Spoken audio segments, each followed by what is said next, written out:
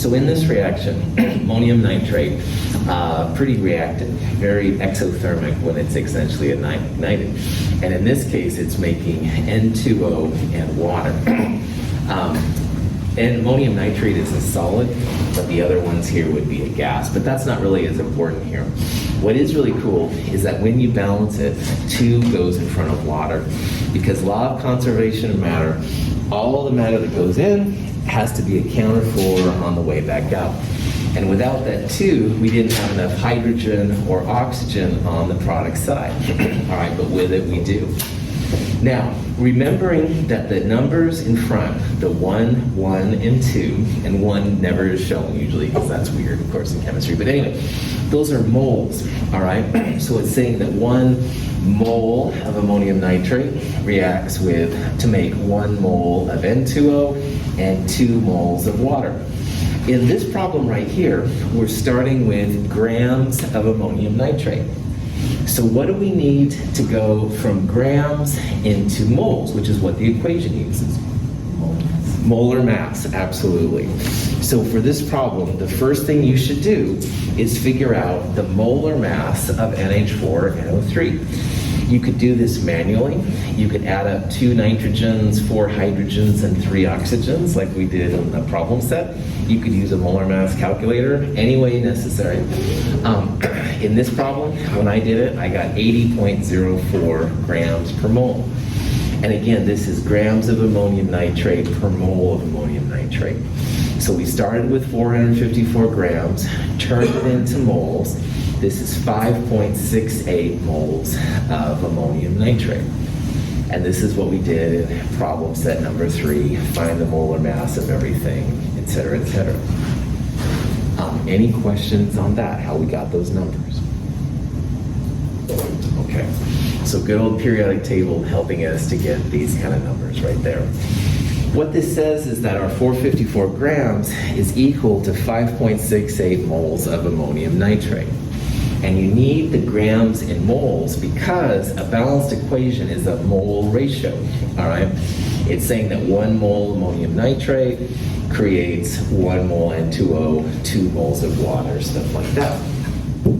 So the next thing we'll do now is we'll turn moles of ammonium nitrate into moles of one of the products.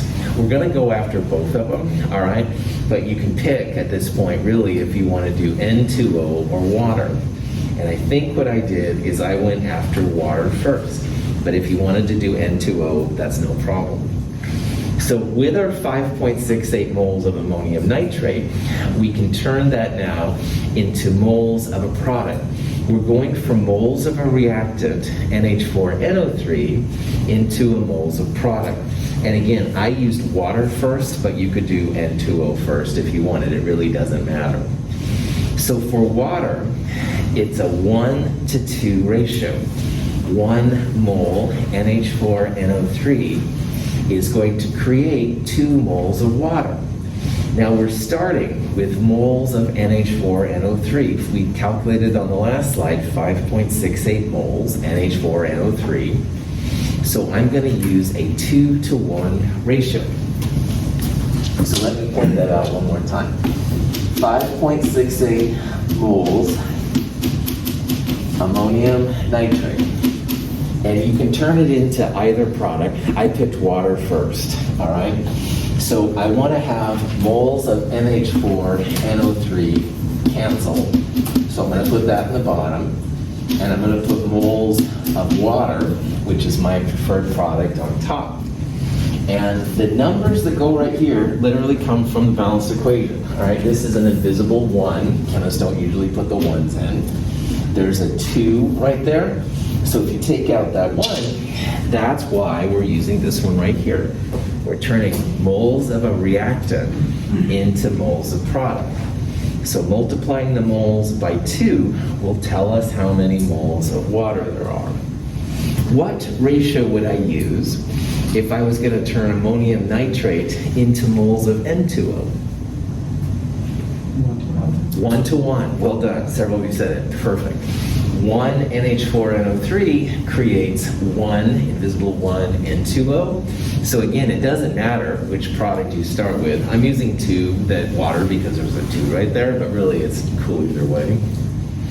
This 2-to-1 ratio for water, or 1-to-1 for N2O, those are called stoichiometric factors. And it literally is just the ratio of the whole numbers that come from your balanced equation, all right? So once you have a good balanced equation, you can write a whole bunch of these stoichiometric factors, and they will fall for whatever you want to do. Here we're turning moles reactant into moles of product. For water, it's 2-to-1. For N2O, 1-to-1. Any questions? All right. So with 5.68 moles of NH4NO3, I would multiply it by 2/1. And again, you can see how moles NH4NO3 on the top cancel moles of NH4NO3 on the bottom. 2 times 5.68, that means that 11.4 moles of water will be produced here. If you put 5.68 moles ammonium nitrate in, you should get 11.4 moles of water out. And I just used the 2-to-1 ratio right there. Any questions on that? All right. Chemists know about moles, but the general person would not. And if you're working for a company, chances are your boss may or may not know what a mole is, all right? But they do understand grams, kilograms, pounds, whatever, these kind of mass things, all right? So as a good chemist, often you'll take the moles and translate that into so many grams. And from grams, you can go to pounds or kilograms or whatever you needed. So this next step, which is almost, oh, and by the way, with the N2O, sorry about this, you would have a 1-to-1 ratio right there. So 5.68 moles would equal 5.68 moles of N2O. Sorry about that, forgot about that little part there. Prof hat off. I'm really glad to be lecturing. I didn't lecture at all last year, so I'm a little, some of my notes, I'm not quite as smooth on some of them, but anyway, I'm figuring it out, so thanks for being here. Prof hat back on. Questions? All right, so back to the boss. You want to figure out the grams. Now, the number we're going to calculate here is how much water we should get out. And we'll talk about what that means more here in a little bit. But the fancy name, theoretical yield. If we have 100% efficiency and you put 454 grams in, we're going to calculate now how many grams of water should come out. So we have 11.4 moles of water. The molar mass of water, if you had 1 oxygen and 2 hydrogens, it's about 18.02 grams per mole. So notice here again, moles of water cancel. Grams of water will be the only thing left. 204 grams of water is the yield, the theoretical yield of water. And if we take 454 grams of NH4NO3, we should get out 204 grams of water. That's the theoretical yield. I'm going to call this little transformation we just did the grams to moles to moles to grams dance. And this is something in chemistry that happens a lot. You're putting in so many grams of a reactant, you want to know how many grams of a product come out. So grams NH4NO3 to moles, moles NH4NO3 to moles of water, and then moles of water to grams of water, grams to moles to grams. And that's a big part of chemistry. Any questions on that? Okay. We just figured out how much water should come out of this reaction. But we still need to figure out how much N2O should come out as well. So let's now talk about how much N2O will come out of this reaction in addition to water. So just like we just did, grams to moles to grams to get to water, you can do the exact same thing with N2O. Grams to moles, you'd have 5.68 moles of NH4NO3. The stoichiometric factor would be a little bit different. You'd have 1 mole NH4NO3 on the bottom, but you'd have just 1 mole of N2O on the top. That's because there's 1 by the N2O and 2 by the water. We use 2 for water, but we would use just 1 for N2O.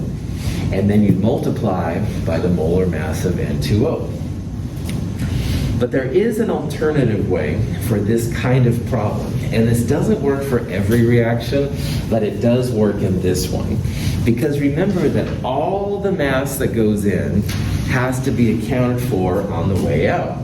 And in this reaction, we put exactly 454 grams of NH4NO3 in.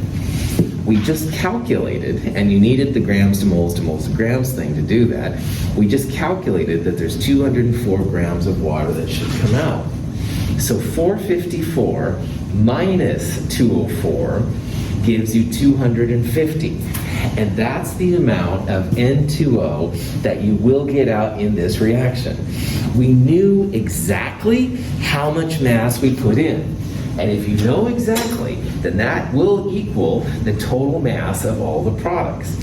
This is a little fun thing about law of mass action. It doesn't work on all the problems we're going to do, but if you know exactly how much is going in, then you can do this kind of thing to figure out sometimes how much is coming out.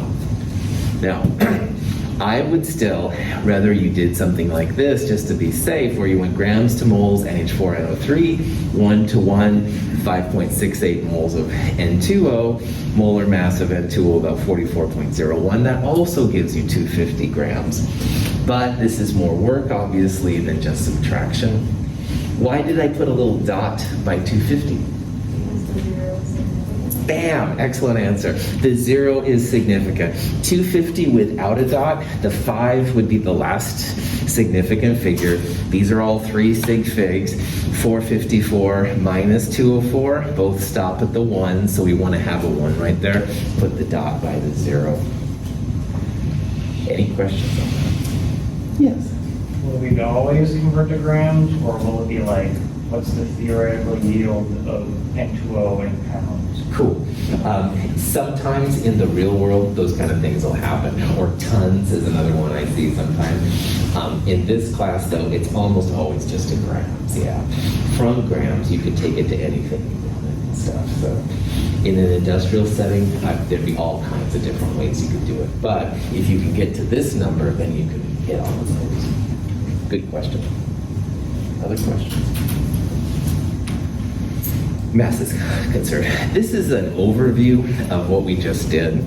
We started with 454 grams of NH4NO3, and we turned it into moles using the molar mass, so the 80 or so grams per mole. And then in this problem, we turned all of the NH4NO3 into products, so there was nothing left. All right, with no moles left, no grams. As you used up 5.68 moles of NH4NO3, there was a 1-to-1 stoichiometry with N2O. So notice that this much went down, this was the much that came up. For water, we multiplied it by 2, again because of that important stoichiometry of 2 right there. So we ended up with 11.4 moles of water, 5.68 moles of N2O. And when we turned those amounts into grams, this plus this equaled 454, because again, this is a very controlled chemical reaction. Sometimes it's cool to think about these kind of reactions like this in terms of how much you've used up and how you convert to how much you'll make. This line right here is stoichiometry based, i.e. what that means, 1 to 1 to 2, and you can see there's like an invisible 1, an invisible 1, but a 2 right there. That change part is where the stoichiometries, those numbers come in really handy. Any questions? Okay, now the theoretical yield is how much you should get out, all right? And in cooking, if you're making cupcakes, for example, maybe you've got a recipe to make 12 cupcakes. And they smell so good, but your 4-year-old child, son or daughter, carrying around, oh, spills one. Oh, and the cat starts licking it. You don't really want to use that one anymore. So theoretically, we should have gotten 12 cupcakes, but one of them spilled accidentally, intentionally, burned in the oven, whatever you want to say. The actual yield is how much you actually ended up with. And in chemistry, this happens a lot too. Now, N2O, dinitrogen monoxide, is NOS. It's the stuff in Fast and the Furious. They used to make their gases go fast. It's laughing gas. It's a gas, all right? And maybe the valve wasn't connected quite right. So some of the N2O went to the atmosphere or something. These kind of things happen. So this problem says, all right, we should have had 250 grams N2O, but we only ended up with, we isolated 131 grams. And again, maybe it was just user error why we lost some, maybe there was a good science reason, who knows, but that's how much we ended up with. So we're going to here figure out what the percent yield of N2O is. And percent yield is just a way to compare the amount you should have gotten out, theoretical, which is what you do grams to moles to grams kind of stuff with, to the actual yield, how much you actually ended up with at the end of the reaction or the end of the recipe. The theoretical yield you calculate. The actual yield, though, comes from the experiment, i.e. it would be given to you or you figure it out in the lab. And percent yield is a way that chemists can compare different pathways to get into a particular product. And we'll talk about that here in a little bit. So, percent yield is actual yield, how much you actually get out of the reaction, divided by theoretical yield, how much you should have gotten out if everything was right. So percent yield, actual yield on top from the experiment, divided by theoretical yield, how much you should have gotten out, times 100%. So in this reaction, we should have gotten 250 grams of N2O out. But for whatever reason, we only ended up with 131 grams. So percent yield here, actual divided by theoretical, amount that's given to you from the experiment divided by the amount you calculate, 52.4%. Percent yield is a great way to see how efficient a particular method is for making a compound. And for example, if you're making like plastics, if you have a percent yield of 87%, that's a lot better than one that's maybe only 70%. You're more efficient. But then, company X comes out with a 91% efficiency, thing, then that's even better. So chemists will sometimes get into fights about, well, my percent yield was higher, but oh, you used a dichloromethane or something like that in it. So anyway, this is something that chemists can sometimes talk about. A percent yield of 52.4% could be really bad. It could be exceptional. And one time in graduate school, I was on the East Coast, but I called my mom and dad at like 4 a.m. their time or something, and I was so excited because I had turned my blue compound into a purple compound. They were both chromium type of problems, but anyway, I was so excited. I had a whopping 4.3%, and they were like, "Okay, that's great. Now go to sleep, Michael," kind of things. But anyway, 4.3%. If this was like an A, B, C, D, F, that would be an F, right? Really bad. But no one had ever turned the blue into purple compound before until I did it. Woohoo! And 4.3% was hardly anything to be super excited, but it was enough to, be kind of new on the area of science. And after I did the experiment a few more times, my percentage creeped up pretty high. It was up to like 30%. Woohoo! But anyway, do not think about these in terms of A, B, C, D, F. And I've seen a lot of people do this. We don't know if 52.4% is exceptional or horrible. It depends on the yield. Some reactions should be close to 100%. My blue to purple was 4.2%, and that was really good in and of itself. So just realize it's a tool that chemists can use to describe one way or the other. Any questions on that? So here's a question. This reaction should have created, i.e. had a theoretical yield, 74.0 grams. However, it actually had this amount created, only yielded 29.1 grams of it. Calculate percent yield. Now, first of all, if you don't remember anything about percent yield, then that's totally fine. Do you think that the actual amount you get out divided by the theoretical amount, do you think it should be any more than 100%? No, right on. So if you have to guess, I'm big into helping you out with things like that. If you have to guess, smaller number on the top, larger number on the bottom. Because percent yield is hardly ever more than 100%. It should never be more than 100%, but sometimes they're wet and stuff like that. So by default, 29.1 divided by 74. Now, in reality, actual 29.1 divided by theoretical 74 is what you do, multiplied by 100%. This comes out to be 39.3%. This is how you would calculate it. And again, the theoretical amount you would actually mathematically figure out. This number would come from the experiment. So, any questions on that? This is kind of a visual representation of what we're doing. And we're going to talk about this more and more, but this grams, moles, grams thing is super common in chemistry. We talked about how moles is kind of the bridge for lots of things, and this is just another example. Now, what we've just done so far is we took the grams of something, turned it into moles. We used a stoichiometric factor from the balanced equation to go from moles of A to moles of B. And then what we've done is we've turned moles of B back into the grams of B. And you could go from there to pounds and stuff like that if you had to, but usually we don't. So what we've just done is this part right here, and that's by far the most common, and that's why I call it the grams to moles to moles to grams, all right? I call it the dance. I need to get a life, I know. But anyway, it's very, very common. Now, we're going to talk about some of these other things coming up. Molarity is what we're going to talk about in the next section, so ignore that. Remember that you can always go atoms or molecules to moles using Avogadro's number, so that's something else you could do. You could go molecules of A to moles to moles to molecules, or moles to grams. You could also go from a volume to a mass using a density.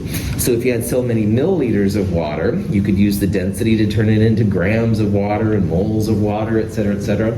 So these kind of transformations are pretty cool, and we'll come back to this coming up here more and more. But again, the big one that is done in chemistry is grams to moles to moles to grams, the dance, all right? And that's super common, but you do need the balance reaction. So this balance reaction is the central part of these transformations, and that's why they're so important, to make sure you know the atoms that go in equal atoms that come out. Questions? All right. Hydrogen peroxide in water decomposes slowly at room temperature. In the presence of manganese dioxide, however, the decomposition occurs much more rapidly. The reaction produces gaseous oxygen and water. The hydrogen peroxide is oxidized and reduced at the same time. It undergoes a disproportionation reaction. The manganese dioxide serves only as a catalyst and is not consumed in the reaction. Hydrogen peroxide is very similar chemically to water, but it does have that extra oxygen, and that makes it a lot more reactive. And in this video, they've thrown in some MnO2, and that just makes the reaction go faster. It's a catalyst, and catalyst is something we'll talk about more next term, but a catalyst is a reaction that makes, or a chemical that makes a reaction go faster, but it's not used up itself. So when this reaction was all done, you could actually kick the water off and re-isolate the MnO2 and use it again on a future time. Your catalytic converter on a car basically has this kind of technology. Those are usually more expensive metals, platinum and stuff like that. That's why people rip them off from cars, which is very frustrating. However, for pollution, they're really good. So the MnO2 just makes the reaction go faster, and it looks cool. Now, in this problem, 5 grams of H2O goes in. And the question is, how much O2 and how much water can be obtained? So in a problem like that, here's the balanced reaction. What you'd want to do, first turn the grams of H2O2 into moles of H2O2. You would then use a stoichiometric factor to convert into oxygen or to water. In terms of oxygen, you'd have 2 moles of H2O2 on the bottom and 1 mole of O2 on the top. For water, it would be 2 to 2 or 1 to 1. You could write it either way. You turn it into moles of oxygen. You would then find the grams of oxygen, and then eventually you could also find the grams of water. Now, I've given you the answers here. If anyone, and this includes people on the video, sorry for the TV, if anyone emails me by 11:59 p.m. this evening with the steps to go from 5 grams to these numbers, I'll give you extra credit. I'll give you 5 points of extra credit. I need it by 11:59 p.m. tonight, Monday, October 18th. It's a special bonus for you guys being here. It also will give you a chance to try it out. So again, grams to moles of H2O2. You'll use either a 2:2 for water or a 2:1 to get to oxygen moles. Turn the moles into grams. Here's the answers right here. I'm giving you the answers. Show me the work. Email it by 11:59 p.m. tonight. 5 points of extra credit. Questions? Okay. I'm gonna change slides. Is that cool? Everybody cool? Okay. This next part is another part of this balancing chemical reactions and how it happens. In the past examples, in the past 2 examples, both with ammonium nitrate and with hydrogen peroxide, all right, we had an exact amount of reactant and we could figure out exact amount of products from there. But there's another kind of problem which pops up both in terms of practicality and in terms of chemistry, and it involves what's called a limiting reactant, all right?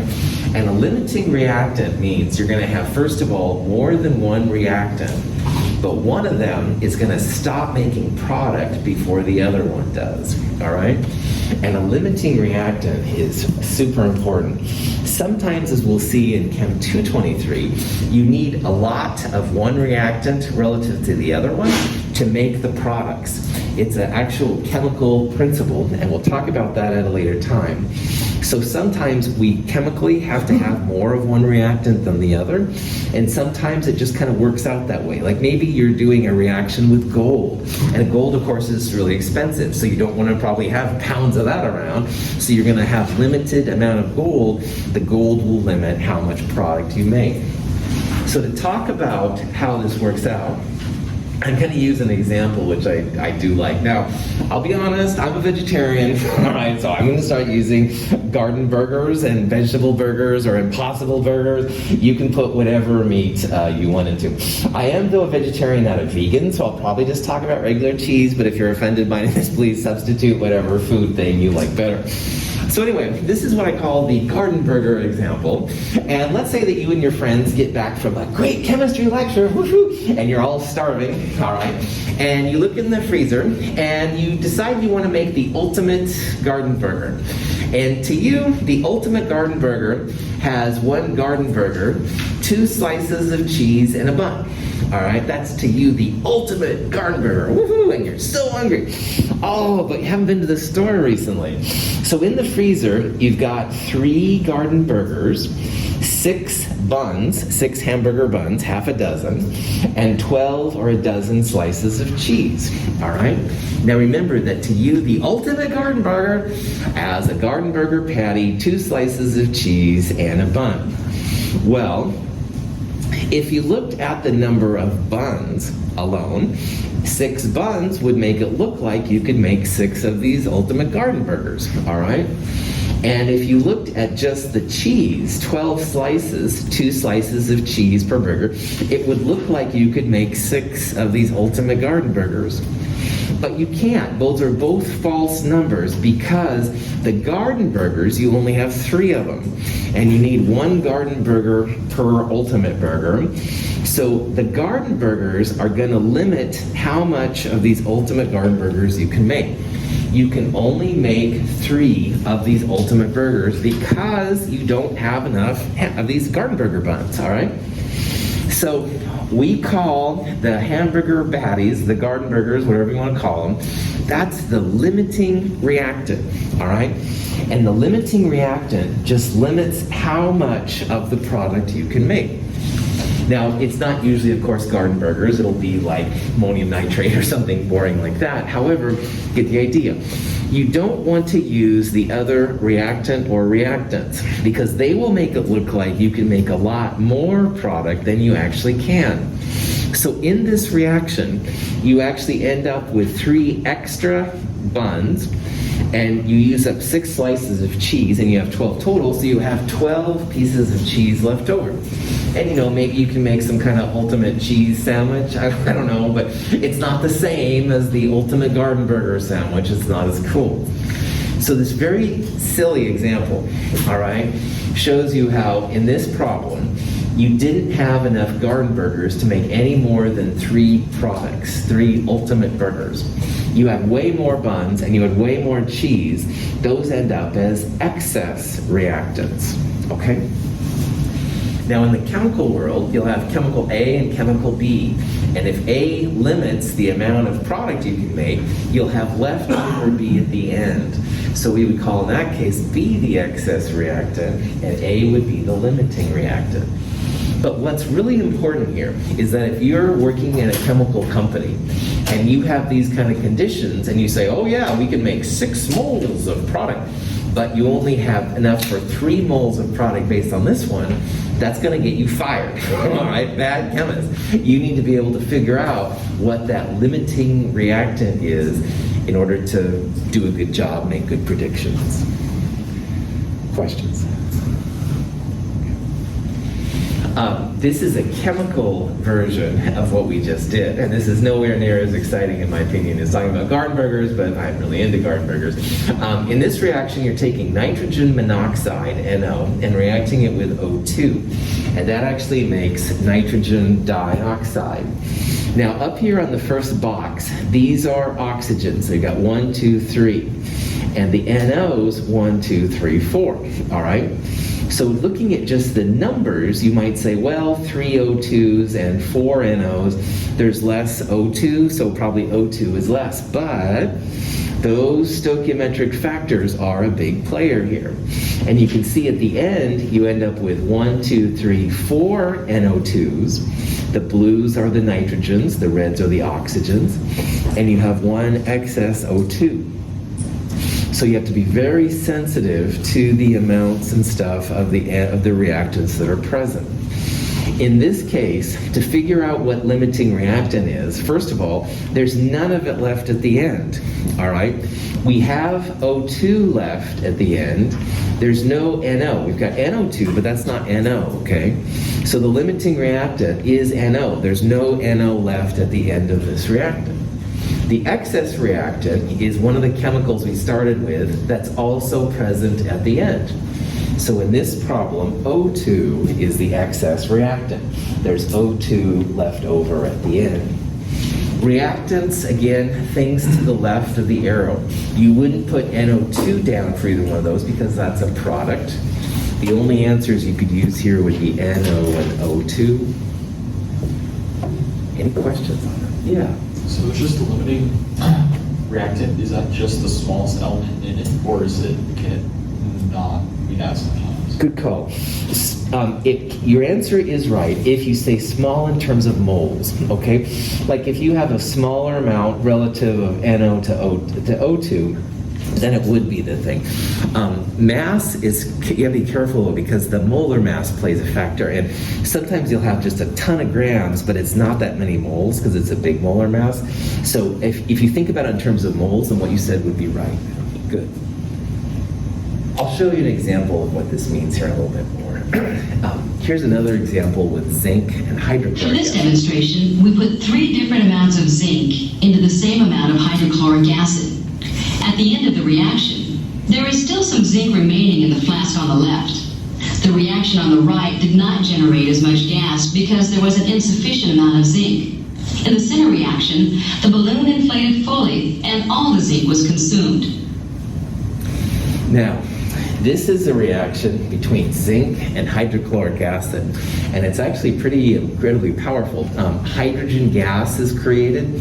The zinc 2 chloride is dissolved in water, so you don't see anything when it's a solution, and it's a clear solution, so it looks like it's water, but don't drink it, trust me, it's not. Now, zinc is a metal. That's the little silver stuff right there, and they all start with the same amount of HCl, 0.100 moles of HCl. And what we have here is 3 different conditions. Now the middle would be the easiest for all of us if we could do that. We have just enough zinc for the amount of hydrochloric acid. And we know that because all the zinc is gone. There's no zinc down there. And notice how the balloon is full. Like here the balloon is full, but here it's not. So in this case, we have just the right amount of zinc to the amount of HCl. In this particular one on the left now, we made the same amount of gas, all right? So that's our way of saying that all the HCl was used up, but we had an excess of zinc. So there's leftover zinc at the end. In this reaction, we'd say that the zinc, which is left at the end, is the excess reactant. It's like the buns and the cheese earlier. On the other hand, the HCl, even though you can't tell, has made the full amount. That's our way to say that the HCl has been our limiting reactant. It's all used up. It made the full balloon. Zinc is the excess. Now, over here on this side, all of the zinc is gone, all right? But we didn't make that much acid. So on this one stuff, there's no zinc left. This one, zinc is the limiting reactant, and the HCl now is in excess. Now, ideally, chemists would like to have this amount, all right? All the reactants are used up. They make the right amount of products. But again, often you'll have either the left or the right. Too much zinc in this one, too much HCl relative to the amount of zinc on that one. Makes it kind of tough. Now, in terms of quantity, remember it's 1 mole of zinc for every 2 moles of HCl. So here's the amount of zinc we added in each one. And you can see the left-hand one has a lot more zinc than the right-hand one. The middle one is the exact amount, all right? And if you turn this into moles, and on the molar mass for a periodic table for zinc, molar mass 65.4 grams. So these numbers divided by 65.4 are how I got these numbers right here, all right? And you can see how there's a lot more moles here of zinc relative to this amount. Now in each of those Erlenmeyer flasks, we had 0.100 moles of HCl. That was a constant throughout. Now, this is when the mole ratio is exactly perfect. You have 2 moles of HCl for every 1 of zinc. 0.1 divided by 0.05, that's a 2-to-1 ratio. So in this one, all the moles of zinc were used up, all the moles of HCl were done up. However, over here you can see the ratio is more like 1-to-1. So really this zinc would need twice this number of HCl, and that wasn't even close. So on this one, the ratio is definitely set up for the HCl being limiting reactant. The HCl is not going to be able to deliver 0.214, twice this number, moles of zinc. So this one here, the HCl is limiting. On the other hand, over here now, 0.02 times 2 would be like 1 times 2, 0.04. And we have a lot more HCl around now on this one. So on this one right here, the zinc was the limiting reactant. It stopped before the HCl. And again, ideally, you'll have a 1-to-2 ratio here to figure out what these different amounts are. Every one of these had 0.100 moles of HCl. So in a stoichiometrically balanced amount, you'd have 0.05, which is what we had here. Here we had too much, here we didn't have enough. Not enough zinc made it the limiting reactant. If we didn't have enough HCl, it's the limiting reactant. So this is just in a chemical sense what happens, all right? Ideally, you'd have 1 garden burger for every 2 slices of cheese and 1 bun. Sometimes you have more garden burgers than you need. Sometimes you have more buns than you need, et cetera, et cetera. You can play with these amounts then to figure out what's happening. Any questions on it? All right, so here's the example we looked at earlier, making ammonia gas from nitrogen and H2. And here it says we have 10 moles of N2 and 25 moles of H2. And the question is, what's the limiting reactant? And the answers here are, first of all, stoichiometrically balanced means you have just the right amount. All right, you have just amount of nitrogen as we have H2. Here we would have a limiting reactant of N2. Here we'd have a limiting reactant of NH3, and here we'd have a limiting reactant of H2. What's wrong with answer C? It's the product. It's the product. Well done. Limiting reactants need to be reactants, things to the left of the arrows. And NH3 is a product. So this answer doesn't make any sense. All right, it would never be a product. If you had 10 moles of N2, how much H2 would you need for it to be stoichiometrically balanced, the right amount? 30. Well done, gang. Now, if you didn't figure that out, it's totally fine. Let's take that 10 moles of N2, and I want to figure out how many moles of H2 you would need to make this a stoichiometrically balanced, i.e. what you put in is what you need to make this reaction happen. And what a lot of you saw is you used the ratio from the balanced equation that said essentially 1 N2 for every 3 H2. The 1 is invisible, but you get the idea. So 3 times 10 means that you would need 30 moles of H2 to react completely with 10 moles of N2. Do we have 30 moles of H2 here? No, we don't. So first of all, it's not stoichiometrically balanced. If we had a 30 to 10 ratio, it would be. We don't have 30, we have 25, all right? We have less H2 than you need to react with the N2. This number right here says, hey, we need 30 moles of H2 to react. We only have 25. Remember, we had 6 buns, only 3 of the garden burger patties. So this number that says, hey, we actually need 30 moles here, but we only have 25. So that means your H2 is the limiting reactant.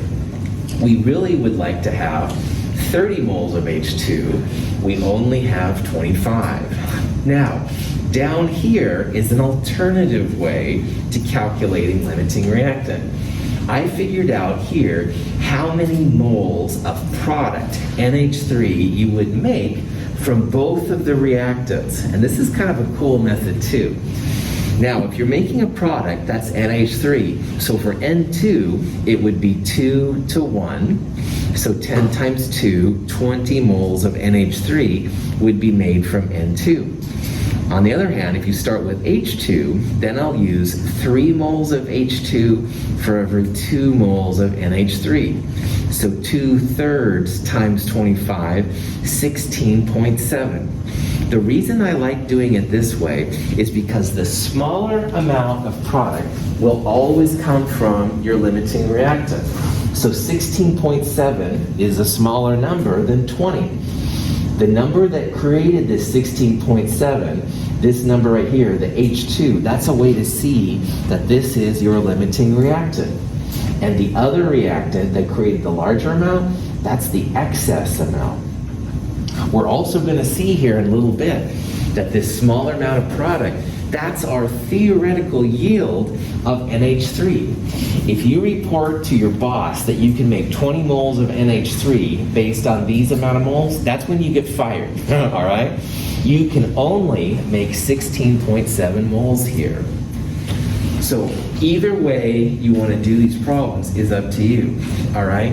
Sometimes figuring out the products like this, there are advantages, but a lot of people do it this way too, and that's fine. Any questions on this? Remember here the big picture is that, you're a chemist, they told you to make some ammonia, and these are the amounts you actually have in the lab.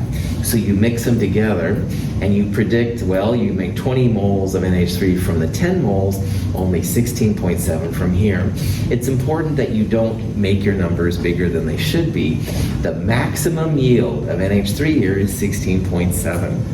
And notice if you look at the numbers here, like 25 is a lot bigger than 10. So you might say, oh yeah, 10's a smaller number than 25. I'm sure N2 is going to be the limiting reactant, but it's not that simple. You've got to look at the stoichiometries, those numbers that come in here to figure out what the product is going to be. And that's why when you said larger earlier, I was like, oh, well, be careful because these stoichiometries will play a factor in it. Questions on this? Okay, So what I'd like to do now is we're going to go through an example of how all of this comes together. So you're a chemist. You're making this weird Al2Cl6, which is a dimer. It's two aluminum chlorides coming together. And you're mixing 5.40 grams of aluminum, 8.10 grams of chlorine. And the question is, how many grams aluminum chloride can form? Your boss says, hey, how much of this can you make? All right, let's do it. Gotta have the balanced equation. Gotta know what you're putting in. Chlorine, have no fear of ice clear, brew. It's one of the diatomics. Aluminum is not, so it's by itself. Balance it out, 2Al plus 3Cl2 making Al2Cl6. Any questions how this works? Okay, I'm going to show you two methods on how to solve this problem. The first way, even though it'll take more slides, it is actually shorter in the long run. The second way, which I won't take as many slides, takes a little bit longer, but it's really effective, and you can use either one you want. The first method is going to use this kind of reactant to reactant comparison that I did up here on the board. The second one will be reactant to product, and you'll compare the product amounts. The smaller one will be the answer. So again, either way you want to do this is fine. However, if you start with grams in chemistry, what do you almost always have to do from here on in? Moles, thank you. You have to turn things into moles, all right? So the first thing, you gotta start turning it in. The ratio, chlorine to aluminum, 3 to 2, all right? That's gonna be important as well. We'll use that 3 to 2 ratio, but it is a mole ratio. So again, without the grams to moles part done, the ratio doesn't make any sense. I guess I'm talking about the ratio here. Okay, fine. So if the ratio is greater than 3 over 2, all right, like if you had 4 to 2, you'd have more product or more chlorine and less aluminum. So if you get a ratio that's large, then that means the top part will be the limiting, or the top part will be in excess, and the bottom one will be the limiting reactant. On the other hand, if you get a ratio which is not greater than 3 halves, but less than 3 halves, all right, like maybe you had 2 over 2, then you'd have more of the bottom and less of the top. So your top part, in this case, the chlorine would be the limiting reagent. That's kind of what we did over here, all right? Like we found a ratio of 30 moles H2 needed for 10 moles, but we only had 25 moles of H2 to begin with. So you can do these kind of ratios to figure out what the limiting reactant or reagent is. By the way, limiting reactant, technically, a reactant is in a chemical equation, and reactants are things to the left-hand side. A reagent is a chemical you add in an actual chemical experiment. So it's like grams you add in or milliliters. That distinction is so subtle that almost always people interchange reactant and reagent around. Reagent is a physical chemical that you would add like in the lab, and a reactant is something from this chemical equation, the left side. Don't be too worried about that. They're really the same thing. Any questions before? Okay, so grams to moles, gotta do it, all right? Aluminum, 27.0 grams per mole to 3 sig figs, so our 3 sig figs keep going. Chlorine, a diatomic, 2 times 35.5 would be, or 35.45 would be 70.9. This comes out to be 0.114 of chlorine. I'm going to first show you that method to compare the moles. We're going to compare the moles of chlorine to aluminum. We're looking for a 3 over 2 ratio, and we'll see then what these numbers mean. Any questions how we got to the moles here? Yeah. So I know why we have 0.114 moles of CO. I'm confused. So how come we have, I don't know, how come we divided by 70.9 when finding the moles of CO2? Sweet. So look on the period table, what is the molar mass of 1 chlorine? It's, 35.45, and that times 2 is 70.9. I get. Yeah. I don't know, I'm just like, why did we divide by 2? Wouldn't that cancel out the 2 CO? Wouldn't that just make it 1 CO? this is where the diatomics become really important, all right? You wouldn't want to just divide by 35.5, like half of it, all right? Because these two come in pairs. It's these aren't chlorine atoms, all right? They're actually together and stuff. And so to get 6.022 times 10 to the 23rd, or a mole of them, you would double the amount on the periodic table because they are diatomics. If nothing else, punchline, if you have a diatomic, then use the periodic table times 2, all right? They're not just individuals. We only did it for aluminum ones because aluminum's not one of the have no fear of ice clear groups. But these 7 diatomics, which do show up a lot, just make sure you take whatever it is up there and multiply it by 2. Good question. And this is why these diatomics are so important in this section. Other questions? Okay, so we got moles of aluminum, moles of Cl2. It's not Cl because the reaction calls for Cl2. Chlorine exists naturally as that. This first method, all right, which is the traditional method that people use to figure out limiting reagents, is they take a ratio. And in this problem, I went chlorine to aluminum. You could have totally taken aluminum over chlorine, 2/3. I think people think better in numbers larger than 1 than greater than less than 1, so that's why I did it.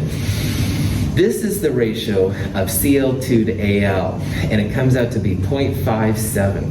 Now you can see down here that chlorine to aluminum, it should be a 3/2 or 1.5 ratio, all right?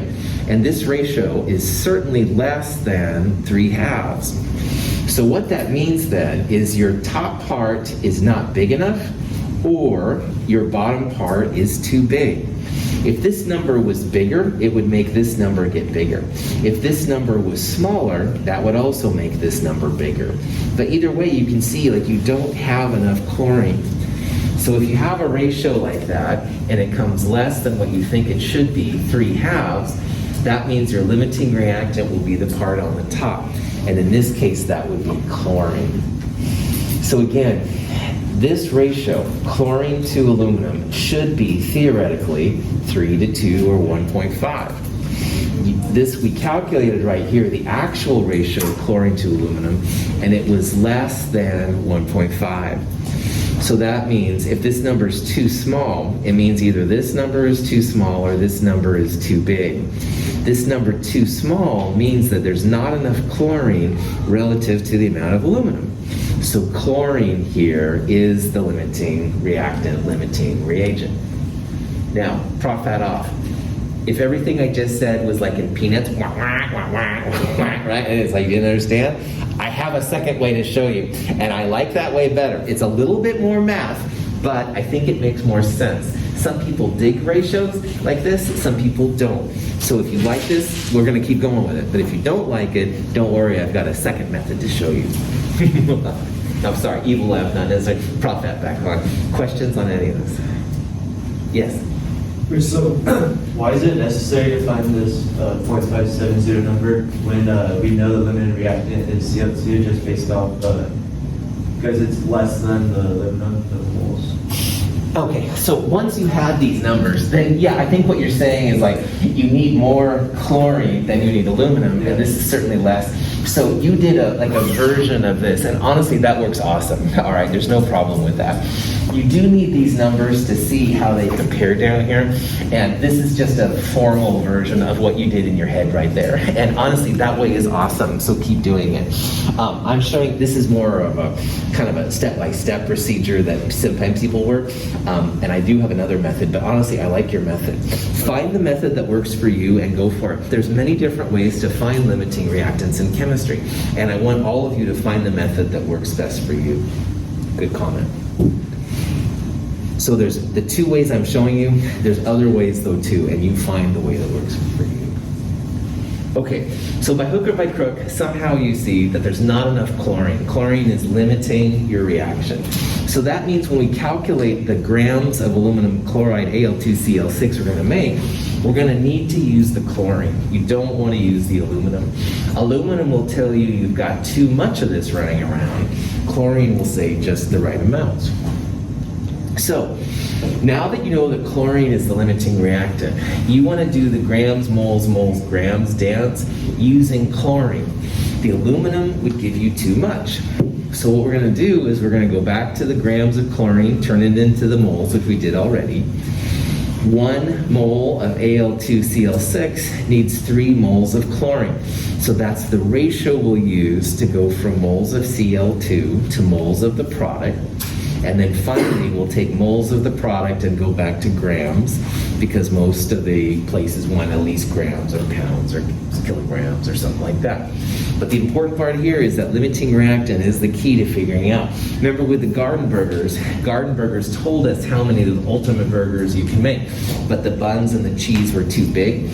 If we used aluminum here, we would get an answer over here that was too big, and that would be bad. Your boss would say, Wes, what are you doing, man? And then Wes would be like, oh man, Russell, let me down. I'm trying not to let Wes down here by showing him the ways to do it the right way.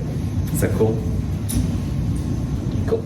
All right, so we went grams to moles of chlorine earlier. We're going to turn moles of chlorine into moles of the product, the Al2Cl6. And we'll use a 3-to-1 ratio, which comes again straight from the equation. So that means we'll be making 0.0380 moles aluminum chloride dimer. And from there, you can figure out the molar mass of Al2Cl6, either by adding it up using a calculator, whatever. That number, 266.4 grams per mole. So when all is said and done, 10.1 grams of Al2Cl6 are what we can make in this problem right here. Okay? So we're making 10.1 grams of Al2Cl6 by mixing in the Al and Cl2 that we got. We used chlorine, which is our limiting reactant. If we would have used aluminum, we would have had a number that was quite a bit bigger here.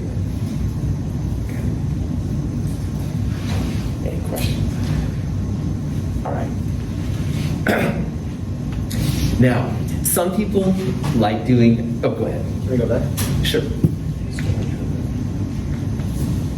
There we go. Yeah.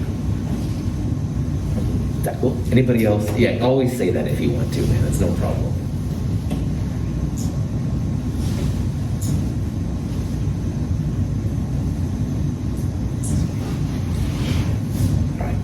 Some people don't mind doing the ratio method, and there's different ways to do the ratio method, and I mean that. 3-to-2 works well for me. I can think about the ratio, and it was less than 3-to-2, so that means the chlorine is limiting, stuff like that. But a way that I've started using more and more is to actually go all the way from grams of both reactants to grams of product. So I'm going to do 2 grams to moles to grams here in a little bit, and we're going to figure out then what's happening. So an alternative way to find out what your limiting reactant is you want to find the yield of product based on both reactants. So we're going to do grams to moles to grams for chlorine, and we're going to do grams to moles to grams for aluminum. This is certainly more math, which is a disadvantage. However, you don't have to use ratios, which can be kind of an advantage. Another advantage is that you will find the theoretical yield of your product this way. So if you do that, all right, this top part right here is what we just did. We went grams to moles to grams for aluminum chloride based on chlorine. The second part here is what you do if you started with aluminum. Now aluminum grams to moles, about 27 grams per mole. Instead of 1-to-3, we would use 2 for aluminum and 1 for Al2Cl6. Same molar mass. Notice here you get 26.6 grams of product. When you compare these two numbers, only the smaller one is legitimate, all right? Only 10.1 grams is possible. So what this smaller number says, first of all, is that chlorine is your limiting reactant. It only creates 10.1 grams of it. It also says aluminum is your excess reactant. It's going to create more Al2Cl6 than you actually can. And finally, what I like about this method a lot, it also gives you the theoretical yield of your product. Because the theoretical yield comes from the limiting reactant, you're only going to be able to make 10.1 grams of product here. So this way does have more math, I won't deny it. They're both grams to moles to grams. That's not too bad. You can reuse the molar mass here, which is cool. Smaller number is the theoretical yield. Theoretical yield comes from the limiting reactant. Any other reactant would be the excess reactant. You can decide which way is best for you. I used to think, oh, this is too much math, but as a teacher, I'm liking this way more and more, all right? And I see people not having to deal with, like fractions and stuff, but you decide here which way is best for you. There's other ways too, all right? This is something to think about. Any questions on this? All right, this is a good place to take a break.